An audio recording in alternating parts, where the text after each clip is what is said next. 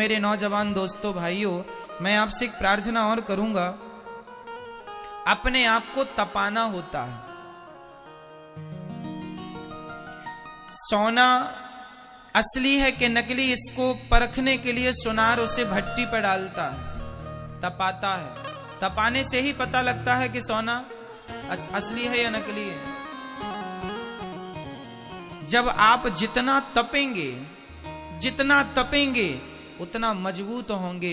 और एक बात और सुनो, जितनी बार हारेंगे, जितनी बार गिरेंगे, उतनी बार आप उठने का प्रयास कीजिए। जो व्यक्ति जितना असफल होता है, उसके सफल होने के उतने ही चांसेस बढ़ जाते हैं, उम्मीदें बढ़ जाती हैं, क्योंकि उसने असफल होकर के बहुत सारा अनुभव जुटा लिया है। बस एक सही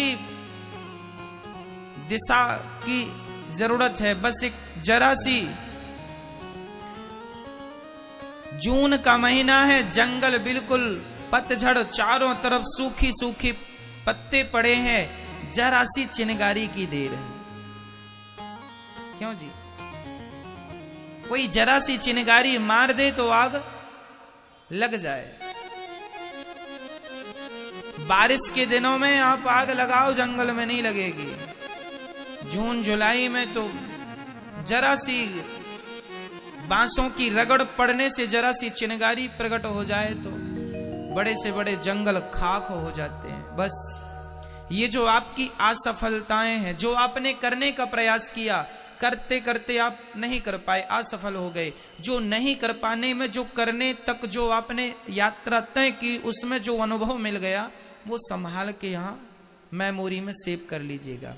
वही कल जब आप सफल होंगे तो वही असफलता के अनुभव काम आएंगे कि अब नहीं गलतियां करना, क्योंकि पिछली बार गलती की तो।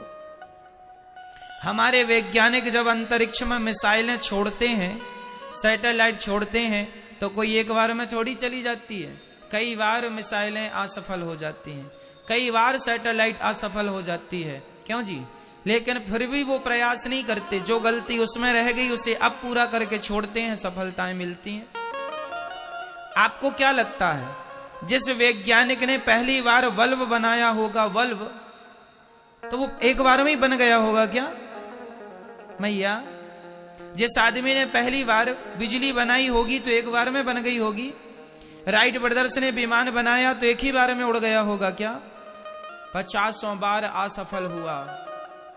दलपति जी भी लाखों बार, हजारों बार असफल हुए होंगे, आखिरी बार उन्होंने विमान उड़ा दिया। दलपति जी, भारत के वैज्ञानिक।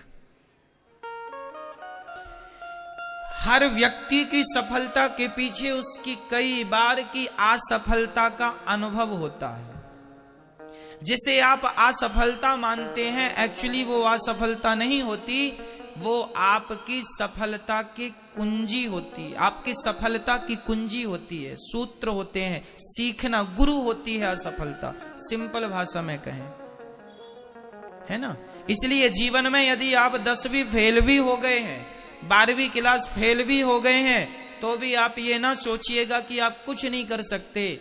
जरूरी नहीं है कि सफल व्यक्ति बहुत पढ़ा लिखा ही हो। अरे डिग्रियां ही बहुत कुछ नहीं होती, व्यक्ति का अनुभव डिग्रियों से आगे निकल जाता है।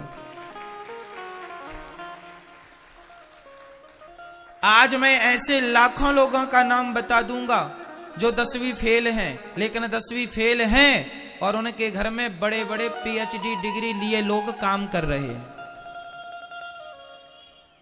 मैं आपको ऐसे हजारों नाम गिना दूंगा जो 8वीं क्लास फेल हैं, लेकिन उनके घर बड़ी बड़ी डिग्री लिए सॉफ्टवेयर इंजीनियर उनके घर काम कर रहे हैं। 8वीं फेल आदमी के घर पढ़े लिखे लोग काम पे लगे, बड़े बड़े इंजीनियर काम कर रहे हैं। हाँ या ना? इसका अर्थ ये नहीं है कि आप पढ़ो ना। ना जी, मैं ये नहीं कहना, मेरा इशारा इस तरफ नहीं है। मेरा इशारा इस तरफ है कि यदि आपका समय निकल गया, आप पढ़ नहीं पाए और आप यदि मायूस बैठे हैं, महाराज जी हमारी तो कोई डिग्री नहीं है, हम तो कुछ कर नहीं सकते। ना जी, डिग्री नहीं है, फिर भी आप कुछ ऐसा कर सकते हैं कि डिग्री वाले लोग आपके आगे लाइन लगा के खड़े हो जाएंगे। आप कुछ करने का सोचो तो सही। जरूरी नहीं है कि आपके पास बड़ा करने के लिए बड़ी डिग्री ही हो। कौन पूछता है अडानी अंबानी से कि आपकी डिग्री कितनी है? उनके घर तो हजारों बड़े बड़े सॉफ्टवेयर इंजीनियर काम कर रहे हैं। जो अमेरिका, लंदन, जापान, पेरिस में पढ़ के आए हैं वो उनके घर तनख्वाह पा रहे हैं। क्यों जी? फिर किसने पूछा आज तक कि अंबानी जी आपकी डिग्री कहां है? किसने पूछा आज तक कि टाटा जी आपकी डिग्री कहां है? किसने पूछा धीरू भाई अंबानी से कि भाई आपकी डिग्री कहां है? जीवन में सफल होने का भूत चढ़ जाए, हमें सफल होना है और पैसे बहुत कमाना मेरे भाइयों। सफल व्यक्तियों को भी कुछ बातों का ध्यान देना होता है। तो मैं आपको सफलता के सूत्र दूं। हमारे नौजवान दोस्त गलती कहां करते हैं? हमारे नौजवान दोस्त गलती तब करते हैं जब वो अपनी पढ़ाई से मन को हटाकर किसी और जगह पर मन को लगाने लग जाते हैं। कहीं मोबाइल को ज्यादा उपयोग करने लग गए, व्हाट्सएप, फेसबुक पे ज्यादा इन्वॉल्व हो गए, दोस्तों के संग ज्यादा बैठने लग गए, शादी विवाह अटेंड करने लग गए। इसका अर्थ है कि आप हट गए अपनी पढ़ाई से, अपने उद्देश्य से। आप ना शादी अटेंड करो ना पार्टियां अटेंड करो, आप सिर्फ पढ़ो, सिर्फ पढ़ो, मन लगा के पढ़ो और एक अच्छी सोच के साथ। एक अच्छी सोच के साथ आगे बढ़ो। आपने देखा होगा संसार में वही लोग सफल हुए हैं जिन्होंने अपने दिमाग का प्रयोग किया है, खोपड़ी का प्रयोग किया है। आज बहुत कुछ है करने के लिए संसार में, पर सही मार्गदर्शक आपको नहीं मिल पाते, सही रास्ता नहीं मिल पाता। मैं आपसे कहूंगा लघु उद्योग डालिए, छोटे छोटे काम कीजिए और सफल हो जाइए। ये याद रखिएगा कि मनुष्य का शरीर पाए हैं, सफल जरूर हो जाइएगा। कुछ कर जाइएगा अपने समाज के लिए, अपने देश के लिए, अपने परिवार के लिए, अपने लिए, ताकि आने वाली पीढ़ी आपका एग्जाम्पल दे के व्यक्ति हो तो वैसा हो, फलाने जैसा हो। आपका एग्जाम्पल, जैसे आज उदाहरण विवेकानंद जी का दिया जाता, महाराणा प्रताप का दिया जाता है, वीर शिवाजी का दिया जाता है, इत्यादि महापुरुषों का।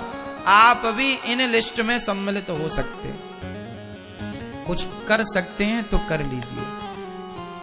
मत रोइए कि मैं ये नहीं कर सकता। मैंने कल भी ये बात कही थी कि आप सबसे बड़े, आपका वो व्यक्ति सबसे बड़ा दुश्मन है जो आपको ये कहता है कि तुम ये नहीं कर सकते।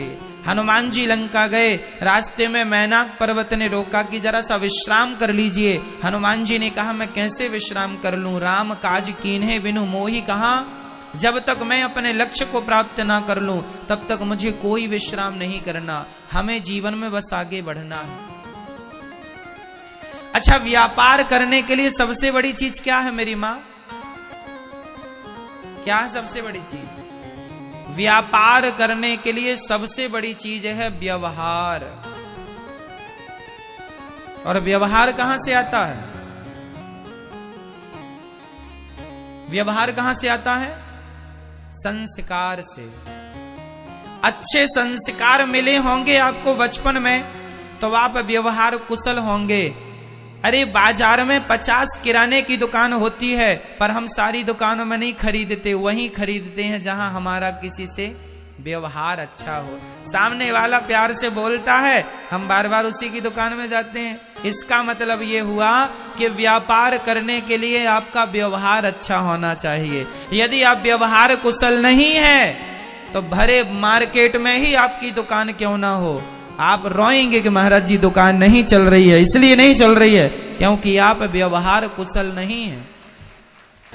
आप ग्राहकों से अच्छी बातें नहीं करते, आपकी बातों में मिठास नहीं है। एक बार ग्राहक आएगा, दूसरी बार नहीं आएगा। इसलिए व्यवहार जरूरी है। हर सफल व्यक्ति व्यवहारिक होते हैं। एक बहुत बड़े आदमी के बारे में मैंने सुना कि उसके बेटे ने अपने गार्डों को डांट दिया, कुछ कह दिया होगा, तो अंदर से पिता निकल के आया और बेटे से बोला, क्यों बेटा तुमने इनको क्यों बोला? अरे पिताजी जानते नहीं हमें कौन है, ये दो कौड़ी के लोग देखो ऐसा वैसा कर रहे हैं। पिताजी ने कहा, बेटा माफी मांगो, हम पैसे वाले हैं, इसका अर्थ ये नहीं कि हम किसी का भी अपमान करेंगे। हम धनवान हैं, इसका अर्थ ये नहीं कि हम किसी रास्ते चलते व्यक्ति का अपमान कर देंगे। आप धनी हैं, ईश्वर का धन्यवाद कीजिए, इसका अर्थ ये बिल्कुल नहीं है कि आप किसी अनादर किसी का अपमान करें। धन आवे तो बिल्कुल झुक जाइएगा, नम्र हो जाइएगा। आपको दो गाली देके कोई निकल जाए, निकलने दीजिएगा, क्योंकि आपकी मिठास, आपकी सरलता ही, आपकी नम्रता ही आपका सबसे बड़ा परिचय है। धन हमारा परिचय नहीं है। लोग हमें इससे नहीं जाने कि हम बड़े धनवान हैं, लोग हमें इससे जाने कि वो बड़े विनम्र हैं, वो बड़े विनम्र है। इतना धन होने पर भी उनके अंदर नम्रता है। आज तो जरा सा पैसा आ जाए लोग फूल जाते हैं, आप ना करिएगा ऐसा। विद्या ददाति विनयम, विद्या हमें नम्र। आम का वृक्ष हमेशा फलों से भरता है तो झुक जाता है, और बबूल का पेड़ कभी झुकता नहीं है। क्यों नहीं झुकता? कांटों से भरा। जो फलों से भरा होगा, गुणों से भरा होगा, संस्कारों से भरा होगा, वही झुकेगा। जो दुष्टता से भरा है, भला उससे आप कैसे उम्मीद कर सकते हैं कि वो झुके? झुकता वही है जिसमें जान होती है, अकड़ खास मुर्दे की पहचान होती। इसलिए